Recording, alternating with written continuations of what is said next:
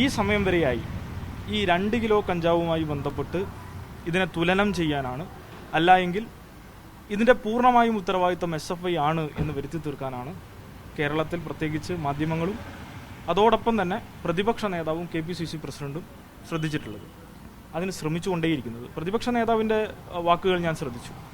എല്ലാത്തിനും കാരണം SFI ആണ്. ഇപ്പോൾ മാധ്യമങ്ങൾ അങ്ങോട്ട് ചോദിച്ചു, KSU പ്രവർത്തകൻ്റെ കയ്യിൽ നിന്ന് പിടികൂടിയ 2 കിലോ, അതിനെക്കുറിച്ച് നിങ്ങൾ KSUക്കാരോട് ചോദിച്ചാൽ മതി.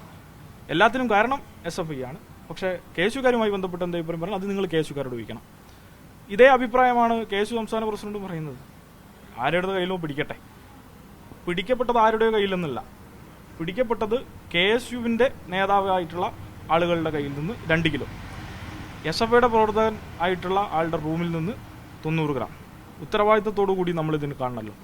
അപ്പോൾ ആ നിലയിൽ തന്നെ ഞങ്ങൾക്ക് ഇതിൽ പറയാനുള്ളത്, ഈ ആപത്കരമായിട്ടുള്ള അവസ്ഥയിലും കേരളത്തിലെ ലഹരി മാഫിയ സംഘത്തെ നേരിടേണ്ട, അതിനെ മറികടക്കാൻ ആവശ്യകരമായിട്ടുള്ളൊരു ഇടപെടൽ നടത്തേണ്ട സന്ദർഭത്തിലും രാഷ്ട്രീയപരമായി SFIക്കെതിരെ ഒരു ആയുധം കിട്ടുന്നല്ലോ എന്ന് മനസ്സിലാക്കി അതിനെ ഒരു കുതന്ത്രപരമായി ഉപയോഗിക്കുന്ന പ്രതിപക്ഷ നേതാവിൻ്റെയും KPCC പ്രസിഡന്റിൻ്റെയും ഒക്കെ ഈ നിലവാര താഴ്ചയെ ഞങ്ങൾ വീണ്ടും എടുത്തു വിമർശിക്കുകയാണ്. ഞങ്ങൾക്കിതിൽ പറയാനുള്ളത് ഇത്ര മാത്രമേ ഉള്ളൂ. ഈ ലഹരി മാഫിയ സംഘങ്ങൾ കേരളത്തിൽ എവിടെ പ്രവർത്തിക്കുന്നുണ്ടെങ്കിലും അവർക്കെതിരെ ഏതറ്റം വരെയും പോകാൻ SFI തയ്യാറാണ്. SFIയിൽപ്പെട്ട ഒരാൾക്ക് പോലും ഇതുമായി ബന്ധപ്പെട്ട് യാതൊരു വിധത്തിലുള്ള ബന്ധമുണ്ടാകാൻ പാടില്ല. അങ്ങനെയുള്ള ആളുകൾക്കുള്ള സംഘടനയല്ല SFI. ഞങ്ങൾ ധീരോത്തമായ നിലപാട് ഇതിൽ സ്വീകരിക്കുകയാണ്. SFIയുമായി ബന്ധപ്പെട്ട് ആ വിദ്യാർത്ഥി തന്നെ പറഞ്ഞു ഏത് വൈദ്യപരിശോധനയ്ക്കും തയ്യാറാണ്. അത് അദ്ദേഹം നിലപാട് പറഞ്ഞു.